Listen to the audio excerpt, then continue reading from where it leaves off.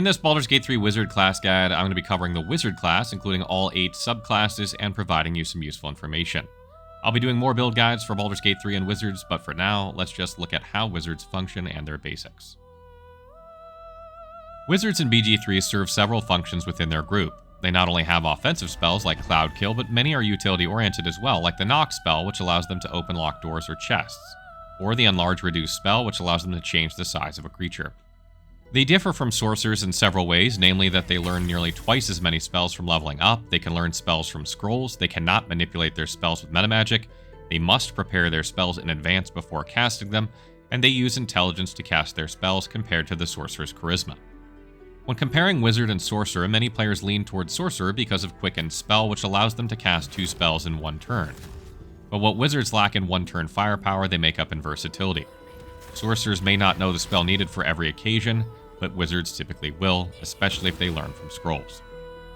Wizard subclasses are made up mostly of subclass features that reward the player for casting a certain type of spell, such as Evocation spells if you chose Evocation, and also by reducing the cost to learn spells of that type from scrolls. Players choose one of them typically based on the type of spells they like to cast most. Wizards have no armor proficiencies and almost no weapon proficiencies, making them terrible in martial combat if they don't multiclass. And they don't have proficiency in Constitution saving throws like sorcerers, making them generally worse at maintaining concentration. In this section, we'll take a look at how to set up your wizard during character creation for best results. We'll begin with abilities first, since this is arguably the most important part aside from choosing your subclass. Your primary abilities as a wizard are Intelligence and Constitution. Intelligence determines how difficult it is for enemies to save against your spells, improves spell attack rolls, improves intelligence skill checks and intelligence saving throws, as well as increases the amount of prepared spells a wizard can have. Constitution is there to help keep you alive via HP and also to help you maintain concentration on spells like Cloud of Daggers, Hypnotic Pattern, or Hold Person, should they get hit while concentrating on them. For this reason, I strongly recommend that you invest 16 into Intelligence and 16 into Constitution during character creation. 14 Dexterity is also not bad to improve your initiative, which helps you take your turn sooner in combat as well as provide some armor class. Note I've changed this from the recommendations as it's more optimized for your character during the early goings of the game. When it comes to races, Githyanki provides the wizard with light and medium armor proficiency they wouldn't otherwise get, as well as astral knowledge, allowing them to gain proficiency in one ability skill each long rest.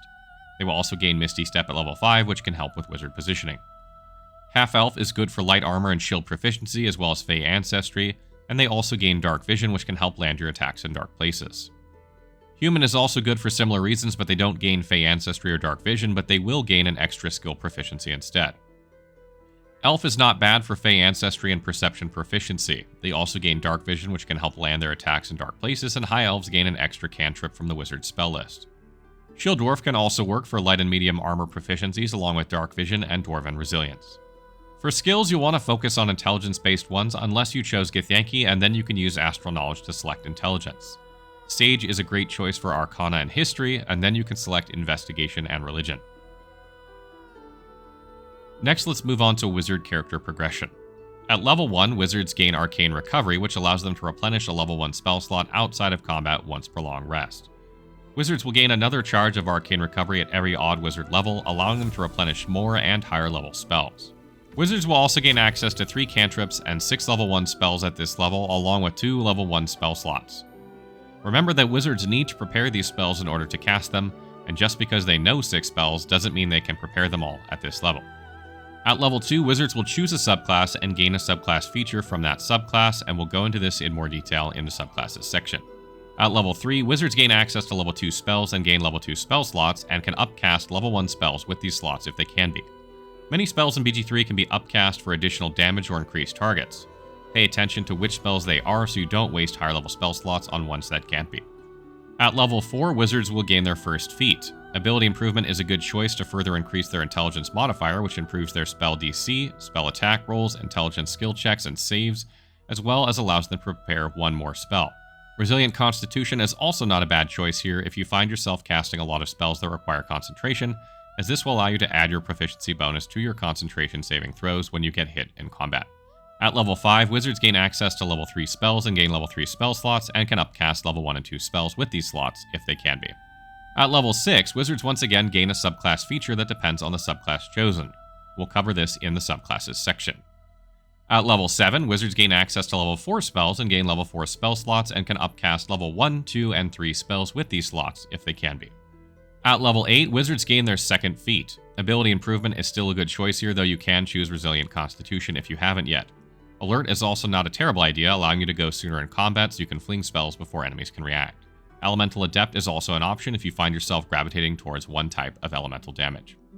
At level 9, wizards gain access to level 5 spells and gain level 5 spell slots and can upcast level 1, 2, 3, and 4 spells with these slots, if they can be. At level 10, wizards gain their final subclass feature, and again, we'll cover this in the subclasses section. At level 11, wizards gain access to level 6 spells and gain 1 level 6 spell slot and can upcast level 1, 2, 3, 4, and 5 spells with this slot, if they can be. This is the highest level of spells wizards can learn in PG3. At level 12, wizards gain their final feat. Ability improvement is still a good choice here if you're not yet at 20 intelligence, or you can choose from any of the other ones I suggested before. Moving on to equipment. The equipment wizards use will vary greatly depending on what race you selected. They generally wear no armor, but since they can cast spells in any armor they have proficiency in, if you have light or medium from a race, you should definitely use that if you can.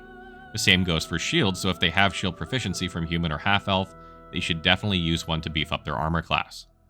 When it comes to weapons, it's not super important because wizards will likely cast cantrips when they don't want to use spell slots, not attack with weapons. However, look for something that gives you a spell you can use or perhaps some passive bonus to spellcasting. Next, we'll move on to subclasses.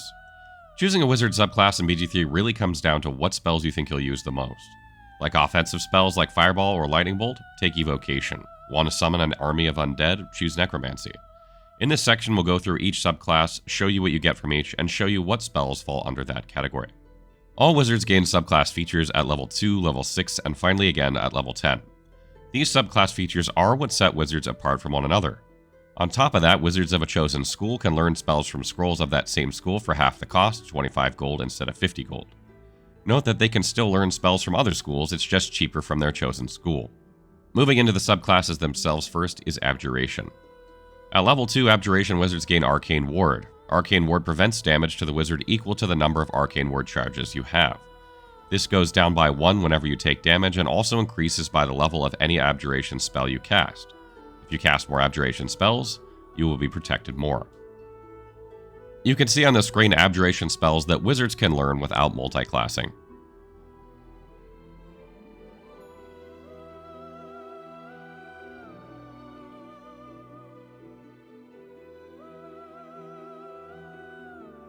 At level 6, Abjuration wizards can sacrifice their Arcane Ward to reduce the damage a nearby ally takes.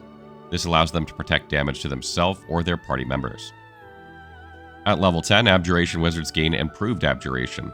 This makes it so whenever they short rest, they gain Arcane Ward charges equal to their wizard level.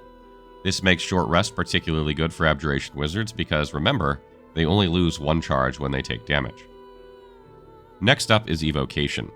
At level 2, Evocation wizards learn Sculpt spells, which allows them to cast Evocation spells without fear of damaging allies. How many times have you had multiple enemies group up around your tank only to avoid casting Fireball because they would be hit? Well, with this subclass, you no longer have to worry about this. You can see on the screen the list of Evocation spells that wizards can learn without multiclassing.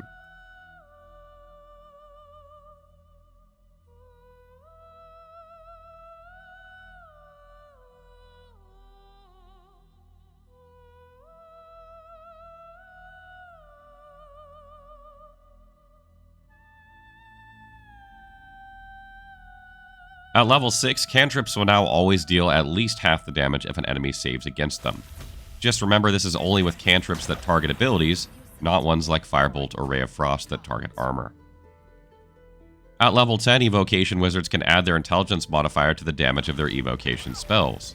Note that you'll only add this once with most Evocation spells, not to each dice rolled. However, if the spell has multiple projectiles like Magic Missile, the extra damage will apply to each one. Next up is Necromancy. At level 2, Necromancy wizards gain health back equal to 2 times the level of the spell slot used if they kill an enemy, and 3 times if it was a Necromancy spell they used. Killing undead and constructs does not trigger this effect, however. You can see on the screen Necromancy spells that wizards can learn without multiclassing.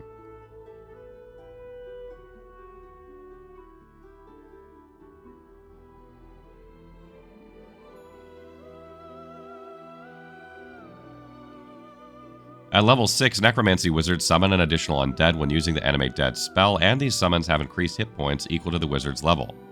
These summons also gain additional damage equal to the proficiency bonus of the wizard. If you like summoning undead, then you will minimally want to take 6 levels of Necromancy Wizard. At level 10, Necromancy Wizards gain resistance to necrotic damage, cutting it in half, and they also cannot have their max HP reduced. Next is Conjuration. At level 2, Conjuration Wizards can cast Create Water once per short rest without consuming a spell slot.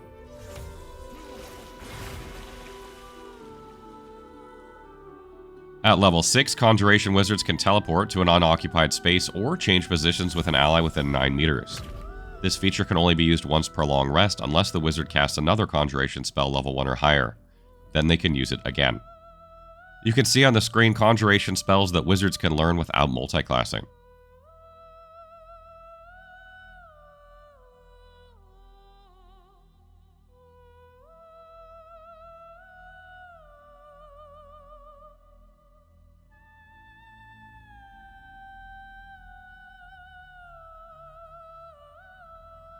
At level 10, Conjuration Wizards concentrating on a Conjuration spell cannot have their concentration broken from taking damage. Next is Enchantment. At level 2, Enchantment Wizards can use Hypnotic Gaze once per long rest, which incapacitates an enemy for 2 turns, preventing them from taking any action, bonus action, or reaction as long as you maintain your gaze. You can reapply this to them at the cost of an action, but any damage to the target will free them, so it's best used to remove one enemy completely from a fight until you're ready to deal with it. At level 6, Enchantment Wizards can use their reaction to charm an enemy attacking them once per round into attacking another character. This is great for preventing damage to your wizard and does not require a short or long rest to reuse. At level 10, Enchantment Wizards can target 2 characters with enchantment spells that normally target 1. You can see enchantment spells that wizards can learn without multiclassing up on the screen now.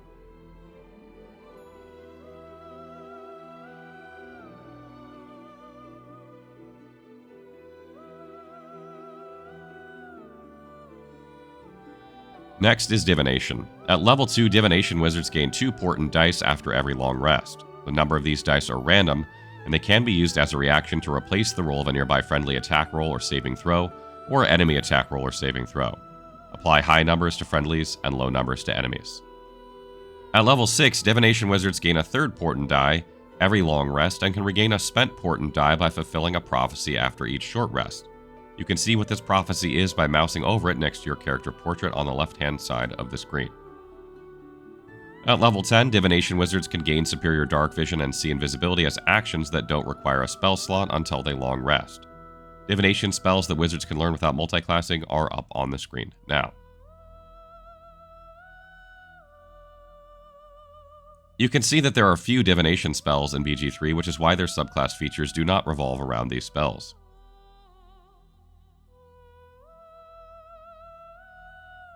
Next up is Illusion.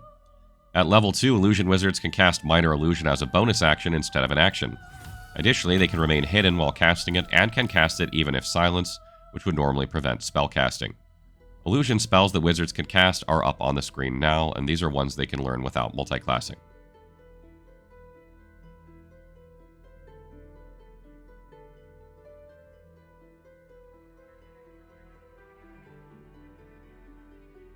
At level 6, Illusion Wizards can cast See Invisibility as an action without consuming a spell slot once per long rest.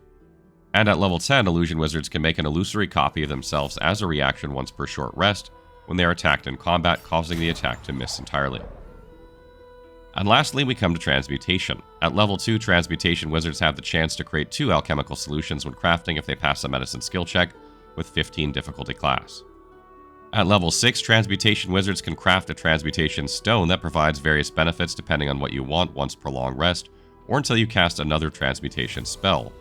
Note that you can only have 1 Transmutation Stone created at a time, though you can give it to any character you wish.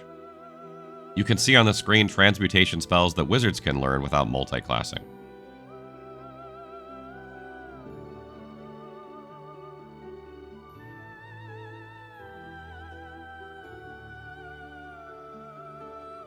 At level 10, Transmutation Wizards can change into a Blue Jay as an action and fly as a Blue Jay would in order to reach places you might not normally be able to. And now we come to multiclassing. In this section of our Baldur's Gate 3 Wizard class guide, we'll be taking a look at multiclassing a wizard in BG3 and what other classes you might multiclass with. Keep in mind this is not a complete list, but rather helpful suggestions that make good pairings. Wizards typically multiclass with only a few classes like Eldritch Knight, Arcane Trickster, or Cleric. However, many other classes dip one level into Wizard in order to be able to learn spells from scrolls. These would still require intelligence to cast, but there are few items in the game that boost intelligence, making this a non-issue. Primary wizards might multiclass after level 2 because this is where they gain their first subclass feature. Some of them are pretty potent, like Sculpt Spells or Improved Minor Illusion.